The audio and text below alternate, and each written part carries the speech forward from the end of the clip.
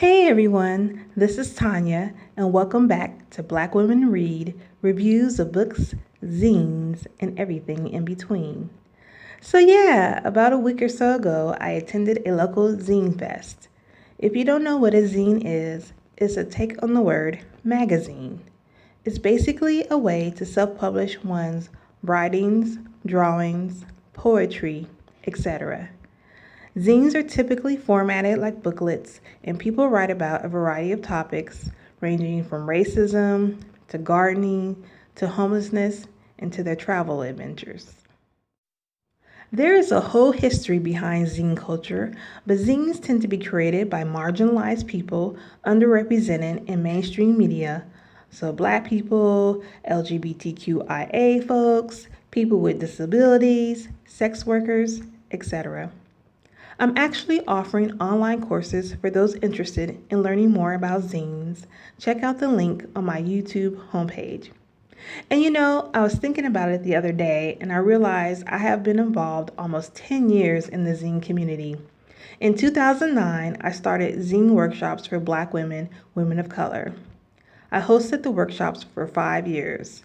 In 2012, I received a grant and organized my city's first Women of Color Zine Symposium. And just this year, my group Zine was voted Best Zine Collective, DIY, or Do It Yourself project in my city. So I'm pretty proud of the accomplishments of my group and all the wonderful Black women, women of color, writers, and artists I've met over the years. Which brings me to the Zine Fest I recently attended. I had a great time and met some phenomenal Black women, women of color, writers, and artists. For the sake of time, I'm just going to share about 3 folks I met who blew me away with their work. But everyone I talked to was brilliant.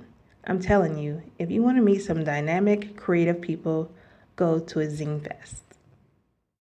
The first zinester, and this is what we call people who make zines, almost took all my damn money. Marie's table was the business. They, and I'm using they because they identify as a non-binary person, had zines, these delicious tote bags, and I bought one of the tote bags that has a drawing of these cute Bantu knots, postcards of their paintings, just so much stuff. One of their zines I bought, I Wish I Had Found My Voice Last Night, is about dealing with sexual assault. Often, people use zines as therapy to write about issues like sexual violence. I'm always moved by those who are brave to do so because it takes a lot to write about such a traumatic experience. But people use it as a way to heal and to empower other survivors. I'm going to read a passage from Marie's zine. Please forward if it's going to be too triggering for you. 9. When you're out with your friends and you suddenly get a flashback of his tongue down your throat and you know it's time to go home. 10. So you can know someone for 9 years and not really know them? Doesn't that scare you? 11. It's all my fault. It's all my fault. It's all my fault. It's not my fault. It's not my fault. It's not my fault. I Wish I Had Found My Voice Last Night is a beautifully written zine by an amazing person. The next person I met is someone I actually follow on YouTube. Avy is the creator of Nothing Good Ever Happens at 4 a.m., a graphic comic. I almost fainted seeing her in person. Meeting YouTube folks is more interesting than meeting celebrities these days, in my opinion. She was pleasant and showed me her new artwork celebrating Black icons and history makers. She had this huge portfolio featuring a ton of her drawings, but I've been wanting to get my hands on Nothing Good Ever Happens at 4 a.m. for a minute now. The storyline is about zombies in the hood. Can you imagine? I told Avy that I got her alerts for her videos. She stated she makes her videos by holding her camera phone in one hand and drawing with the other. I was very impressed. So definitely check out Avy's videos on YouTube, and just remember, she's doing it all with one hand. Real love. I'm searching for a real love. Hey, someone to set my heart free. Real love. Okay, yes, I know I can't sing.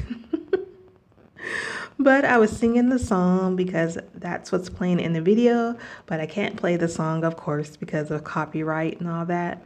The wonderful woman dancing in the video was my table mate at the Zine Fest. Her name is Alexa. She played Mary J for me because I told her I am a huge MJB groupie. Yes, I am. So she was sweet enough to put What's the 411 on her mini boombox.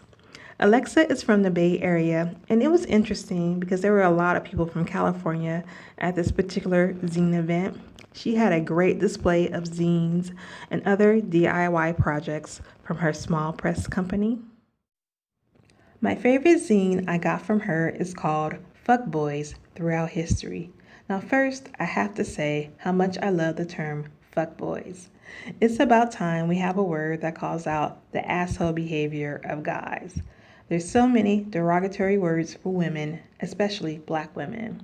We have thought, and bedwench, and chicken head, and hood rat. And then we have the classic standards like bitch, slut, and hoe. So I am really appreciating the term fuckboys. In her first issue of Fuckboys Throughout History, Alexa writes about Harriet Tubman's first husband, John Tubman. I must admit, I was surprised when she was telling me the story. I feel like I'm a pretty well-read person, but I realized I actually didn't know much about Harriet Tubman's marriage.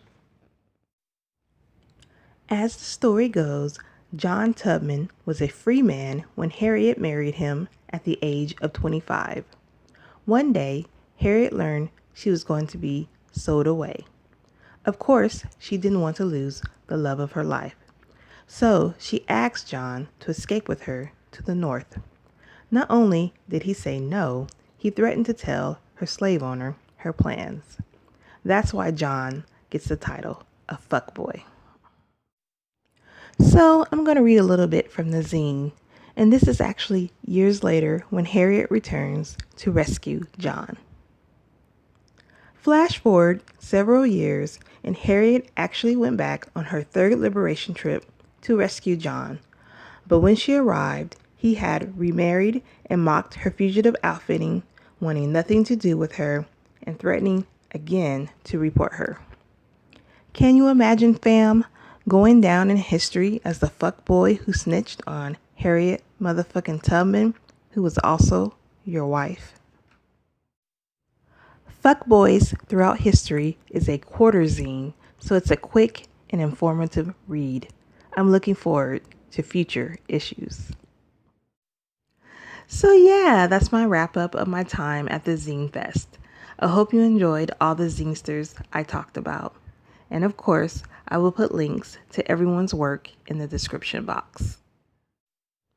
And before I go, I want to share about a submissions call for a new Black women's literary magazine. It's called Midnight in Indigo. They have extended their deadline for short story fiction to 8/26/2018, and they do pay. I will also put the link to their website in the description box. Thank you for listening, and I'll see everyone at the next video.